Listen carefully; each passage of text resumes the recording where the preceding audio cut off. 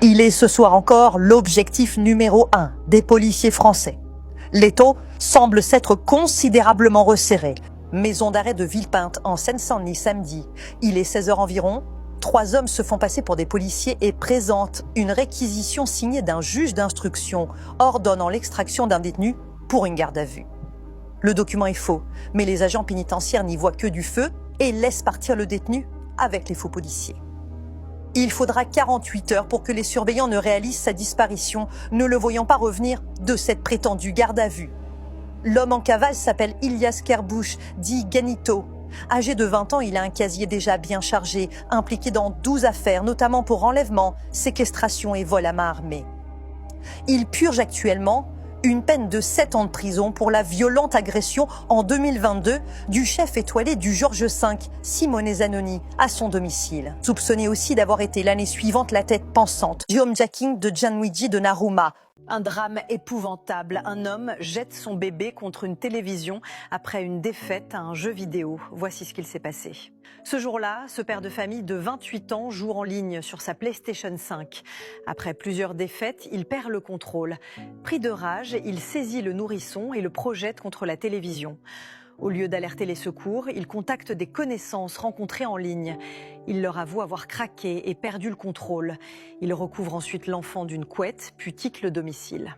Le bébé est finalement découvert par des proches. Il présente une importante fracture du crâne et de nombreuses ecchymoses.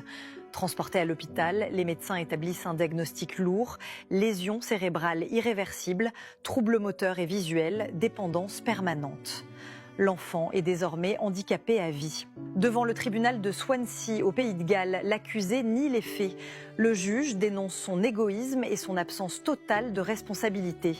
Il est condamné à 35 ans de réclusion. Cet adolescent a filmé sa sœur sous la douche, mais quand ses parents s'en sont rendus compte, il s'est senti obligé de tuer toute sa famille. Voici ce qu'il s'est passé. William est un adolescent de 16 ans, décrit comme un garçon sympa et sans problème apparent par ses professeurs. Mais ce jour-là, sa sœur âgée de 18 ans découvre sur la caméra familiale des vidéos d'elle nue en train de se doucher, filmées à son insu. Mais le pire est arrivé par la suite quand elle découvre une autre vidéo de William se filmant en train de se masser regardant les images de sa sœur. Elle va alors rapidement prévenir leurs parents qui vont confronter William pour avoir des explications. Mais seulement 2 jours plus tard, l'adolescent pris de honte et se sentant humilié va prendre une horrible décision. Il va prendre un revolver qui appartenait à son père et lui tirer dessus, puis sur sa mère qui essayait de fuir. Pour finir, il va entrer dans la chambre de son petit frère de 11 ans et de sa sœur de 18 ans et les abattre un par un. Mais William n'en avait pas fini. Il a ensuite traîné les corps dans le pick-up familial et les a transportés pour les abandonner dans un fossé à moitié nu. Sa sœur en particulier avait été retrouvée dans une position qui laissait peu de doute sur l'horreur supplémentaire. William a admis plus tard avoir vidé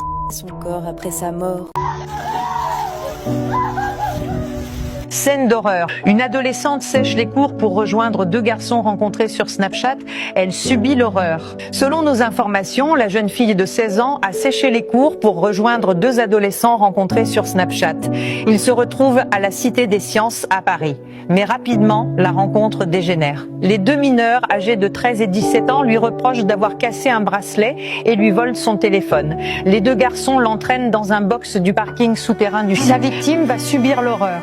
Le plus âgé lui impose une fellation à genoux, puis une pénétration extrêmement douloureuse, tout en filmant la jeune fille pour qu'elle fasse part de son consentement.